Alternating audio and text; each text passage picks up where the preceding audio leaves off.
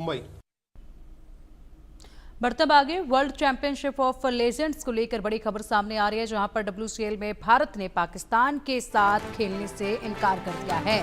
तो अब भारत ने पाकिस्तान के साथ खेलने से एक बार फिर इनकार किया है। WCL के सेमीफाइनल में पाक के साथ नहीं खेलेगा भारत। आज इंग्लैंड के यहां पर एजबेस्टन में ये सेमीफाइनल मैच होना था, जिसको लेकर भारत ने एक बार फिर से इनकार कर दिया। लगातार जब भी यहाँ पर किसी भी प्लेटफॉर्म पर पाकिस्तान भारत के सामने आता है तो भारत इनकार करता है, क्योंकि कोई व्यापार नहीं।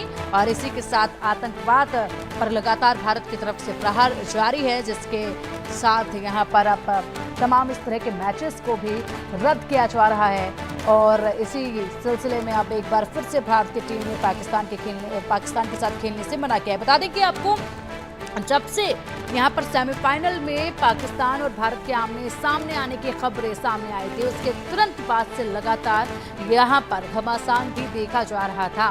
संसद में भी ये मुद्दा उठाया गया था। लगातार तमाम राजनेता भी इसमें ये सवाल उठा रहे थे, आखिरकार भारत पाकिस्तान का मैच कैसे संभव हो सकता है। और अब इस पर भारत ने साफ तौर पर मना कर दिया है खेलने से। अब चलिए इसी पर अधिक जानकारी के लिए हमारे स्पोर्ट्स एडिटर मनोज जोशी जी का रुख करेंगे। मनोज जी, एक बार फिर से भारत ने पाकिस्तान के साथ खेलने से मना किया है, और बड़ी हैरानी की बात यह है कि जब यहाँ पर सिचुएशंस बखूबी मालूम है, लेकिन उसके बावजूद तमाम प्लेटफॉर्म्स पर इसी तरीके से भारत पाकिस्तान आमने सामने आ जाते हैं, जिसके बाद उस मैच को रद्द करना पड़ता है। जी हाँ, बिल्कुल सही कहा आपने। जब दोनों मुल्कों के बीच में व्यापार बंद हो, पानी बंद हो, सांस्कृतिक कार्यक्रमों में एक दूसरे की भागीदारी बंद हो, और तो और जो मीडिया इन्फ्लुएंसर जो हैं उन पर रोक लगी हुई हो, तो ऐसे समय में क्रिकेट का आयोजन करना, और वो भी WCL जो ना ICC का टूर्नामेंट है ना वो एशियन क्रिकेट काउंसिल का टूर्नामेंट है, क्या उनको पता नहीं था? आयोजकों को क्या उसमें भाग लेने वाले खिलाड़ियों को पता नहीं था कि इसमें पाकिस्तान भी भाग ले रहा है? वहां जाकर जब आपको सोशल मीडिया से जब इसकी विस्तृत जानकारी मिली और पब्लिक सेंटिमेंट्स का पता चला, तो आप वहां से पीछे हट रहे हैं क्या? मैं तो यही कहूंगा कि क्या शिखर धवन और जो शाहिद अफरीदी हैं, उनके बीच में जो ट्विटर वार इतने लंबे समय से चल रही थी, क्या उसका उन्हें अंदाजा नहीं था? क्या लेफ्टिनेंट जनरल अनिल चौहान के वो उस बयान को भूल गए थे आयोजक, जिसमें उन्होंने कहा था कि ऑपरेशन सिंदूर अभी जारी रहेगा? तो ये सारी चीजें जो है कटघरे में तो खड़ा करती हैं आयोजकों को भी। और मैं तो कहूंगा कि इस टूर्नामेंट में जो इंडिया लीजेंड्स ने जो इतनी देर में कदम उठाया, वो पहले उठाना चाहिए था। अब स्पॉन्सर्स भी पीछे हट गए हैं, तो अब इससे सवालिया निशान जो है वो एशिया कप के आयोजन को लेकर खड़ा हो गया। बिल्कुल। और इसी के साथ यहाँ पर अब आगे किस तरीके से पूरा चेंजेस जो हैं वो देखे जाएंगे, क्या आगे के इसमें कदम जो हैं वो देखने को मिलेंगे?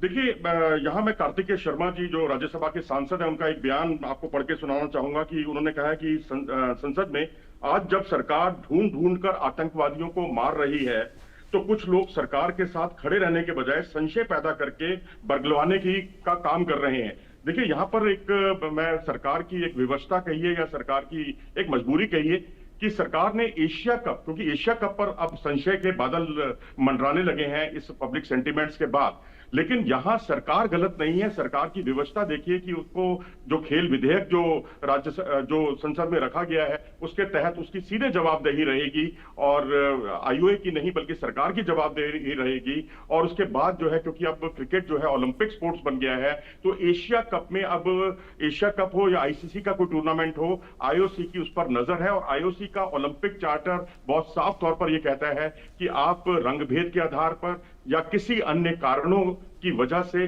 किसी भी खेल के साथ, खिलाड़ी के साथ या कोई भेदभाव नहीं कर सकते। आपको खेलना है, ना आप उसको रोक सकते हैं, ना वीजा रोक सकते हैं। और कुवैत और मलेशिया पर तो इसी प्रयास में बैन लग चुका है, और भारत पर भी बैन लगने की तैयारी की जा रही थी, क्योंकि हमने पाकिस्तान के खिलाड़ियों को वीजा नहीं मिला था जो वर्ल्ड कप हुआ था उसका शूटिंग का।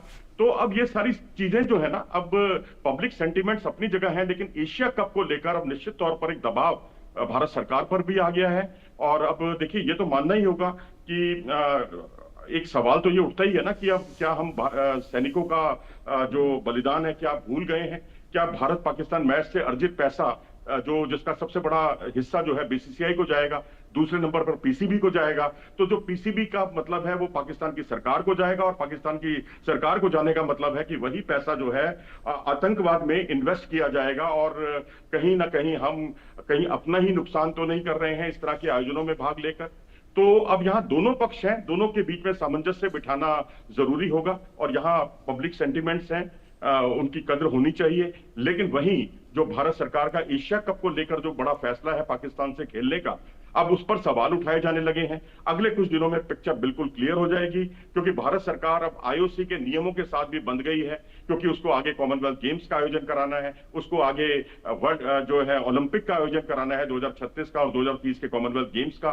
तो इन सारी चीजों का मतलब है कि जो खिलाड़ी जमकर पसीना बहा रहा है, चाहे वो हरियाणा में हो, यूपी में हो, पंजाब में हो, देश के किसी भी हिस्से में हो, वो अगर खेल ही पूरी तरह से देश से खत्म हो जाएंगे तो फिर उस पर वजूद या उस पर एक सवालिया निशान तो लगेगा ही।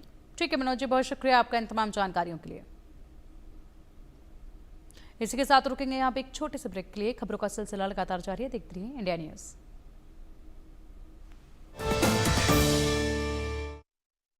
गोल्डी मसाले के 100